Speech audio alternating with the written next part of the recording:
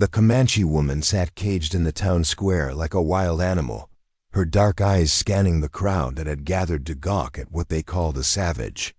Dust swirled around the iron bars as another settler tossed a coin into Clayton Morse's hat and leaned closer to stare. Ezekiel Thornfield pulled his horse to a stop at the edge of Bitter Creek's main street. His 8-year-old daughter Mercy shifted in the saddle behind him, her small hands gripping his coat tighter as she peered over his shoulder at the spectacle. The cage sat in the center of the square like a monument to cruelty. Inside, the woman remained perfectly still despite the jeers and pointing fingers. Her buckskin dress was torn, her long black hair matted with dirt, but her spine stayed straight. She held herself like royalty, imprisoned by peasants. Zeke's hands trembled on the reins. Not from fear, from recognition. "Papa, why is she in?" "There?" Mercy's voice was barely a whisper against his ear. Before he could answer, Clayton Morse's voice boomed across the square. The man stood beside the cage like a carnival barker, his badge catching the afternoon sun. "Come see the savage we caught red-handed attacking our supply wagon." 2 bits to witness justice served. More coins clinked into his hat. Women pulled their children closer while men nodded approvingly. The captured woman's eyes found Zeke's across the crowd, and something passed between them, something the others couldn't see. She didn't snarl or bare her teeth like the monster they claimed she was. Instead, she spoke in broken English, her voice carrying clearly in the still air. I remember you. You tried to help." The crowd assumed she was threatening him. They stepped back, giving Zeke space as if her words carried poison. But Zeke knew better. He knew exactly what she remembered. Morse approached with his practiced smile, the kind that fooled decent people into thinking he was one of them. "Zeke Thornfield, good to see you in town." His voice dropped to a sympathetic whisper. "Must be satisfying to see justice finally served, after what these animals did to your poor wife." Zeke nodded once, his jaw clenched tight enough to crack teeth. "Justice, indeed." Morse's hand landed heavy on Zeke's shoulder. "Sarah's death won't be forgotten. This one's going to face a judge tomorrow, assuming the good people of Bitter Creek don't decide to handle things themselves tonight." The threat hung in the air like smoke. Zeke understood perfectly. There would be no judge, no trial. Just a rope and a tree and the town's appetite for vengeance. Mercy shifted again, and Zeke felt her shiver despite the warm day. "Papa, she looks sad, like you did after Mama died." The words hit him like a physical blow.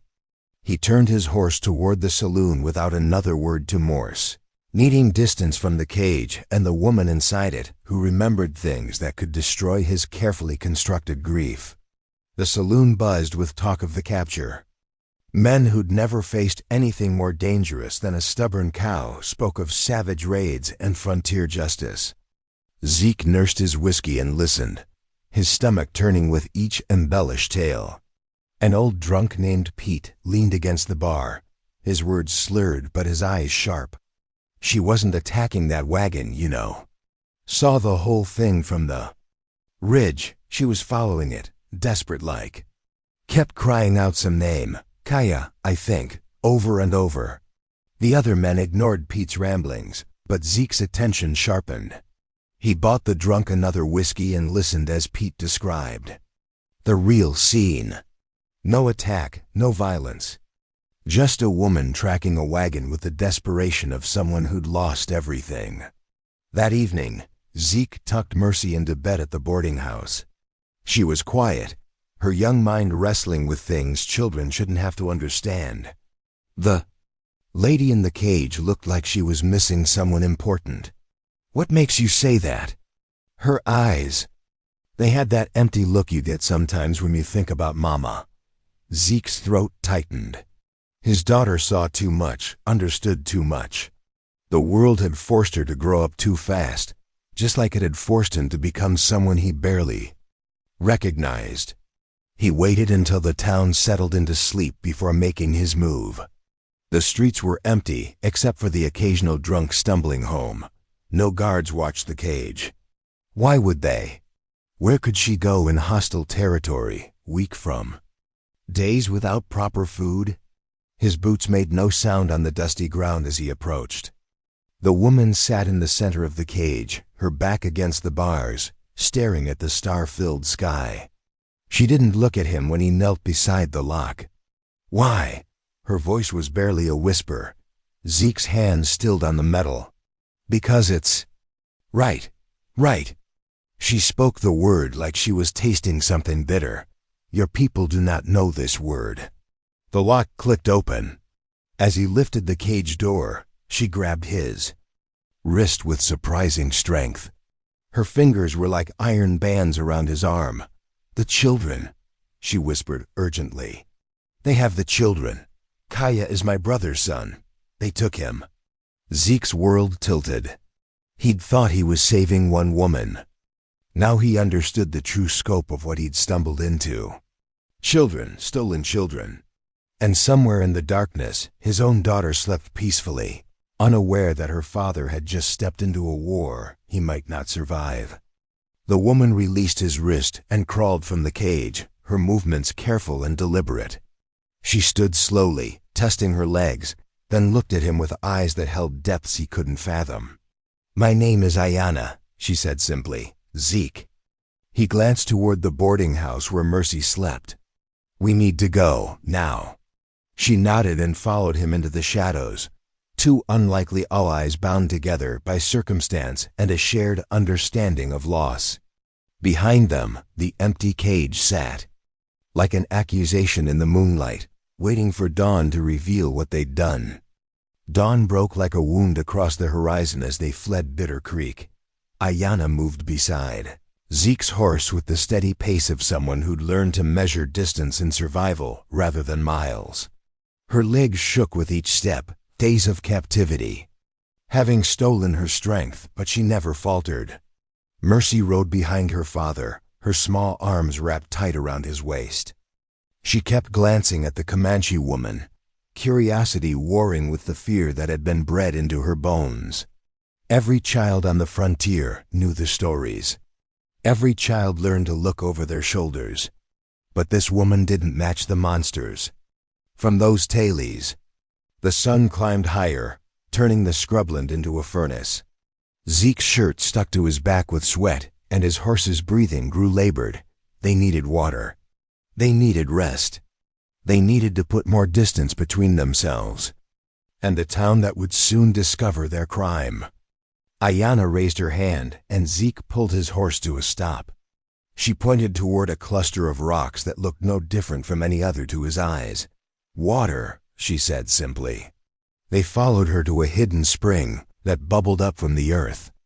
Like a secret. The horses drank greedily while Mercy knelt beside the clear pool, cupping the cool water in her hands. Ayana drank last, her movements careful and reverent. How did you know? Zeke asked. Ayana touched the ground beside the spring. The earth tells stories. You must learn to listen. They rested in the shade of the rocks, the silence stretched thin between them. Mercy sat close to her father, but her eyes kept drifting to Ayana. The woman's face was turned toward the sky, her lips moving in what might have been prayer. She's not what they said she was, Mercy whispered. Zeke nodded. Nothing was what they said it was. Not the woman. Not the attack. Not the neat story of frontier justice that let decent people sleep at night. When Mercy's horse stumbled on loose rocks, Ayana's hand shot out to steady the animal before the girl could fall. The gesture was pure instinct, protection offered. Without thought. Mercy looked up at her with wide eyes, some barrier cracking inside her young heart. Thank you, she said quietly. Ayana's expression softened. You are brave, little one. They reached the banks of a shallow creek as the sun began its descent. The water moved slow and lazy, carrying secrets from the mountains to the desert. Zeke made camp while Ayana helped Mercy gather firewood, showing her which branches would burn clean and which would smoke. The fire crackled between them as darkness settled over the land. Mercy had fallen asleep against her father's shoulder, exhausted by the day's journey. In the flickering light, Ayana's face looked carved from stone, beautiful and terrible at once. "Tell me about that day," Zeke said quietly. Ayana stared into the flames. "Your wife, she was kind. She brought medicine to the sick ones in our camp. She spoke our language with the tongue of someone who wanted to understand." Zeke's chest tightened. Sarah had always been like that. Open, trusting, too good for a world that would kill her for it. "She discovered something," Ayana continued. "Something that made her face change. She became afraid. Not of us, of what she had learned." "What did she learn?" "Your people were taking children, selling them like horses." She saw the papers, the names, the prices. Ayana's voice was barely a whisper. She said she would tell the authorities, make it stop. The fire popped, sending sparks into the night sky. Zeke felt something fundamental shift inside him, like a bone setting after being broken for too long. The meeting that day. It was supposed to be peaceful. Yes, she came to warn us, to tell us what was happening to our stolen ones. But Morse's men were waiting. Ayana's hands clenched into fists. "I was in the rocks above. I saw everything. They made it look like we attacked first. They killed her to keep her quiet." 3 years of misdirected hatred crashed down on Zeke like a landslide. He'd spent so long needing someone to blame, someone to hate, that he'd never questioned the story he'd been told. The convenient story that painted his wife as a victim of savage violence, rather than a woman who died for trying to do what was right. "I wanted someone to blame," he said, his voice rough. "It was easier." "Blame is a poison," Ayana said. "It eats the heart until nothing good remains." Mercy stirred in her sleep, and Zeke adjusted his coat around her shoulders. His daughter, his responsibility. The reason he'd chosen safety over truth for so long. "Morse has been doing this for years," Ayana continued. "Taking children, claiming they are orphans, selling them to families far away who want servants, but not slaves." Her voice broke slightly. "My nephew Kaya, he was playing by the river when they took him, 6 years old. He had never seen violence, never knew to run." The weight of understanding settled over them like a blanket. They weren't just fugitives running from justice. They were the only ones who knew the truth about a man who wore a badge and smiled while destroying lives. Thunder rolled across the sky, and the first drops of rain began to fall. Zeke pulled Mercy closer, sheltering her from the storm. Ayana tilted her face up to the rain, letting it wash the dust from her skin. "They will come for us," she said. "I know. You could still leave. Take your daughter somewhere safe. Forget about me. Forget about Kaya." Zeke looked at his sleeping child, at the woman who had risked everything to save stolen children, at the vast expanse of land that held so much beauty and so much cruelty. "No," he said simply. "I can't." The rain fell harder, drumming against the earth with the rhythm of a heartbeat. In the distance, lightning split the sky, illuminating the world in stark black and white. Storm weather. The kind that washed away tracks and made pursuit difficult, but it also made survival harder for everyone. Ayana moved to the edge of their shelter, her body tense with listening. "Riders," she said quietly. "Still far, but coming." Zeke's blood turned to ice. Too soon. They'd found them too soon. How many? 5, maybe 6. She turned to face him, and in her eyes he saw the same fierce determination that had kept her spine straight in that cage. "They know this land, but not the way I do. We can lose them in the canyon country ahead. With Mercy, she is stronger." Then she looks, and she learns quickly. Ayana glanced at the sleeping child. The earth will teach her what she needs to know. They broke camp in the rain, moving through the darkness with careful steps. Mercy woke without complaint, accepting. The urgency with the resilience of a child who had learned that the world was not always safe or predictable. As they disappeared into the labyrinth of rocks and hidden paths that only Ayana knew, Zeke realized they had crossed a line from which there was no return. They were no longer just saving one woman or one child. They were at war with a system that thrived on suffering and called it justice. The storm raged around them, but for the first time in 3 years, Zeke felt something other than grief burning in his chest. It felt dangerous. It felt like hope. The canyon walls rose around them like the ribs of some ancient beast, carved by water and time into a maze only the desperate would dare enter. Ayana led them deeper into the stone labyrinth, her bare feet finding purchase on surfaces that would have broken a shod horse's leg. Behind them, the sound of pursuit grew closer. Morse's men called to each other across the rocks, their voices echoing off the walls in a chorus of frustration. They knew the land, but not the way Ayana knew it. Not the secret paths worn by generations of her people fleeing soldiers and settlers. Mercy clung to her father's back, her small fingers digging into his shirt. She hadn't spoken since they'd abandoned the horses at the canyon's mouth, understanding without words that sound could mean death. The child was learning the terrible arithmetic of survival. A rifle shot cracked through the air, the bullet sparking. Off stone somewhere behind them, too close, much too close. Ayana pressed herself against the canyon wall and held up her hand. They waited, breathing hard, while the echoes died away. When silence returned, she led them up a narrow chimney between two rock faces, her body moving with the fluid grace of someone who had learned to become part of the landscape. At the top, they emerged onto a hidden plateau. The view stretched for miles in every direction, showing the vast emptiness of the frontier. But Ayana's attention was focused on something else. In the distance, a thin column of smoke rose from a cluster of buildings nestled in a valley. "The mission," she whispered.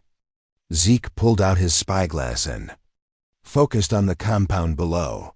White buildings arranged around a central courtyard, a bell tower rising above it all.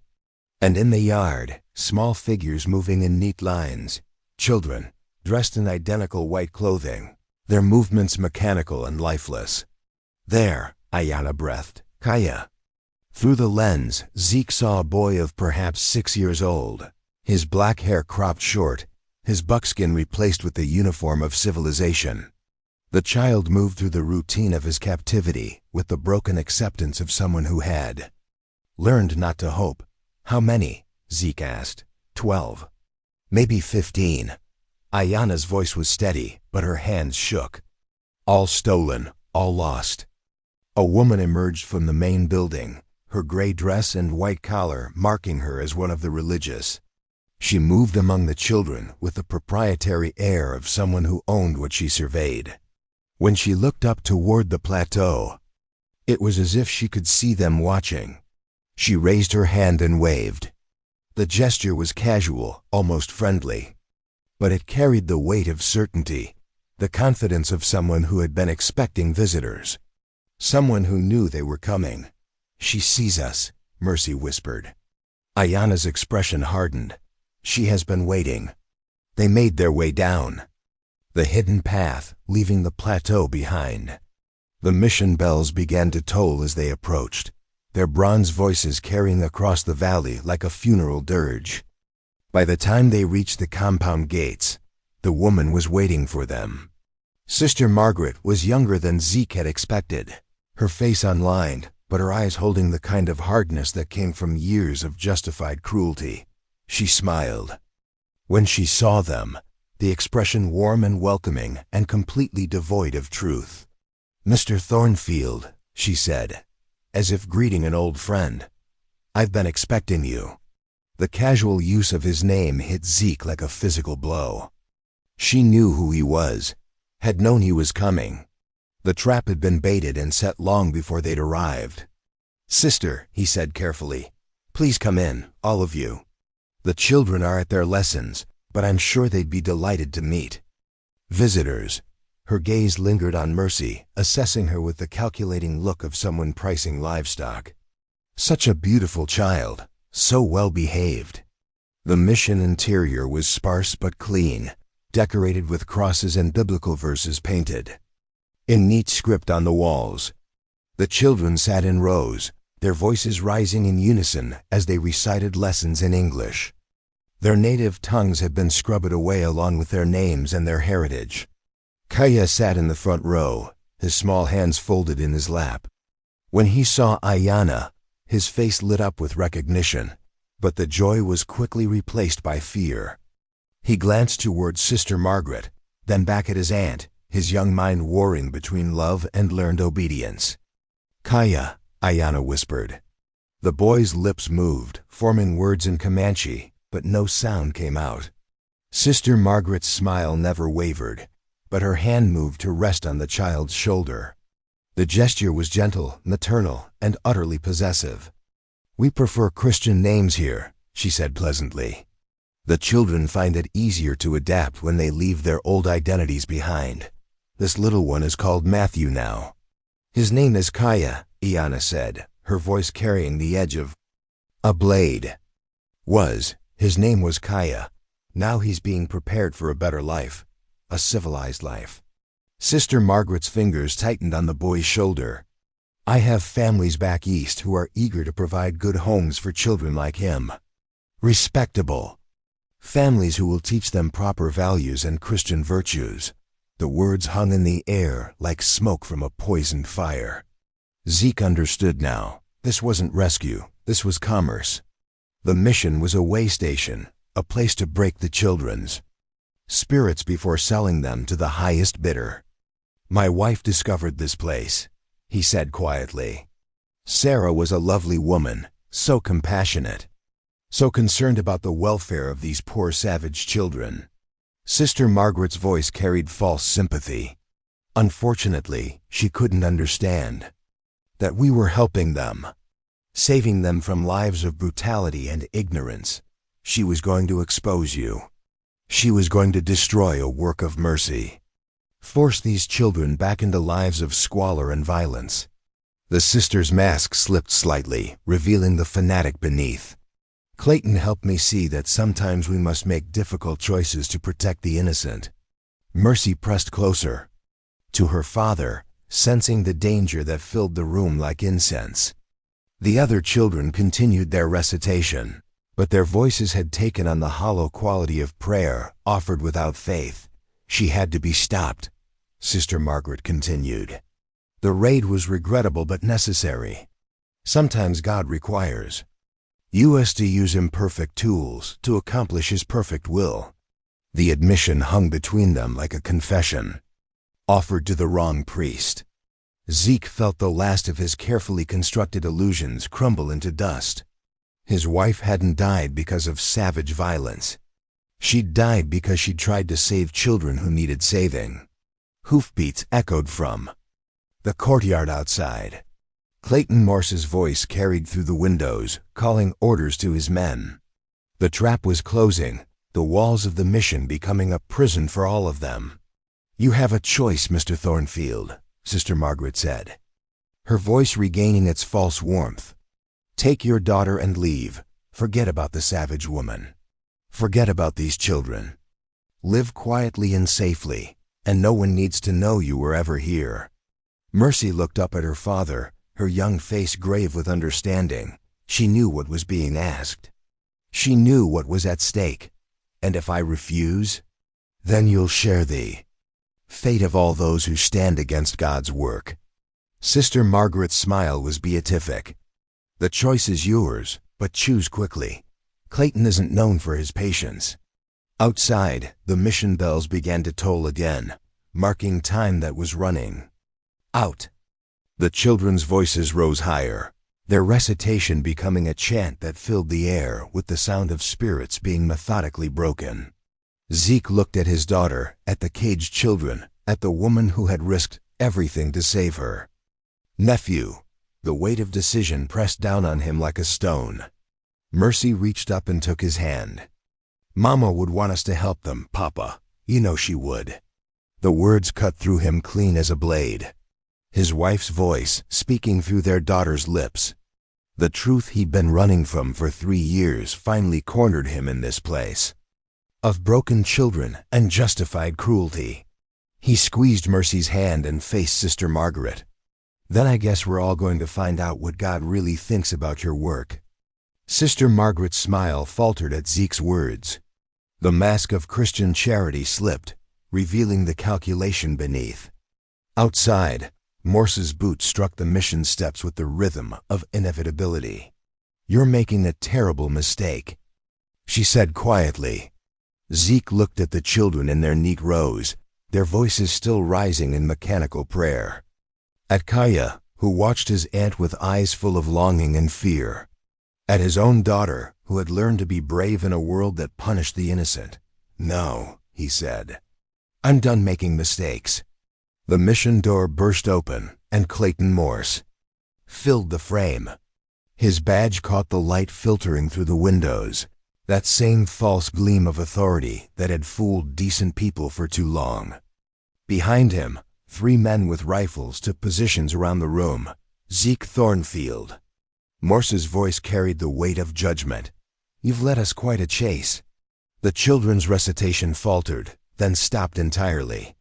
The silence that followed was thick with tension, broken only by the soft whisper of wind through the open door.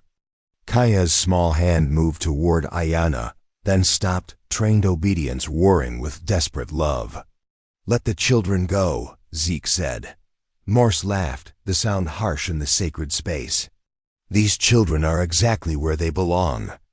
Being civilized. Being saved from lives of savagery." His eyes found mercy, and something cold moved in their depths. "Though I'm afraid your daughter has seen too much, been exposed to too much corruption." The threat hung in the air like smoke from a poisoned fire.